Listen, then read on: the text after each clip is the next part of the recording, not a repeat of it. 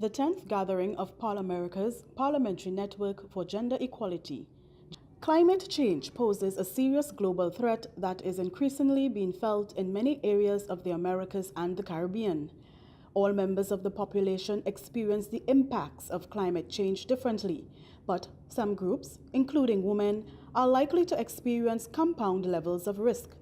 These groups also tend to have unequal access to decision-making processes at all levels, which hinders their ability to contribute their knowledge and experience to climate-related planning, policy making, and implementation. ParlAmericas recently held its 10th gathering of the Parliamentary Network for Gender Equality under the rubric Gender-Responsive Climate Action.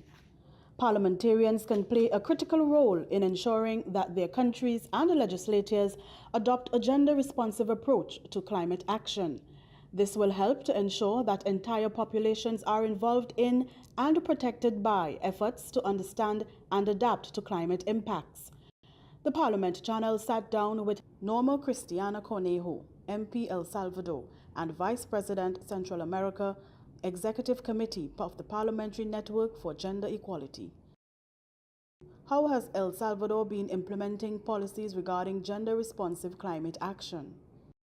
El Salvador has very little legislation on climate change.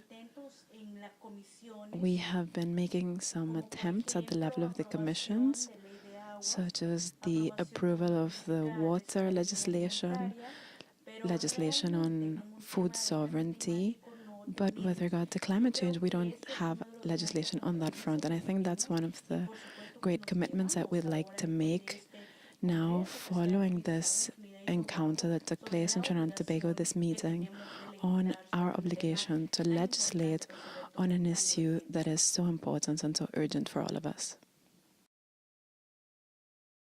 How important are conferences like these? You know, when I mentioned that El Salvador doesn't have a very advanced policy on this issue, when one comes to a conference like this one, it's thanks to ParlAmericas. And we realize that we do need to craft legislation on the issues that are affecting the most affected populations, the populations that are most affected by poverty, and in particularly for women who live in conditions of inequality when compared to men. This conference has awakened an interest in me with regard to the confluence of climate change and gender. They're not separate issues. They're interconnected and interdependent. Climate change, the issue of the impacts of climate change, the impacts of natural disasters, those impacts are suffered in large part by the most vulnerable populations, the least protected populations. And then it turns out the majority of these populations are women. So we do need to legislate on climate change, taking into account gender, the least protected and most vulnerable population, and many of these groups are women. And this is key because, of course, the parliamentarians who have taken part in this meeting over the past couple of days are now going back home with greater awareness of how necessary it is to legislate on this matter, but also having acquired a commitment to operationalizing all of this in our respective countries. What are some of the things you would like to focus on in your new role on the Executive Committee of the Parliamentary Network for Gender Equality? I would first of all like to express my thanks to the confidence that has been expressed.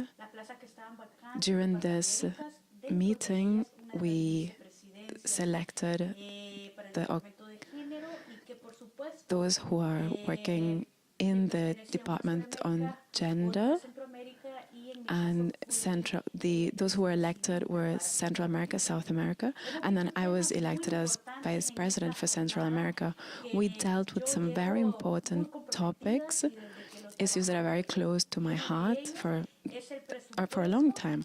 One of them is gender-sensitive budgeting.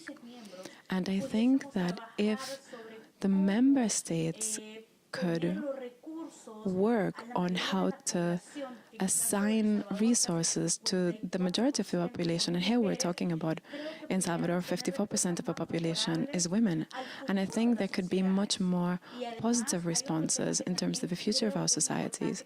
There's another issue that I think is very important for us to work on, which is greater political participation of women. We heard from the Haitian senator and her experiences saying that she's the only woman. She's the only woman in the Senate. There's only 3 women in both legislative chambers overall. During the preparatory meeting for the team, she was asking us to help her build awareness of the need for women to participate in politics to a much greater extent.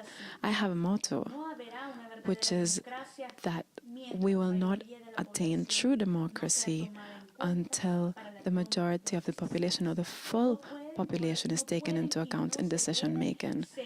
We cannot continue deciding on things on the basis of what people think women want.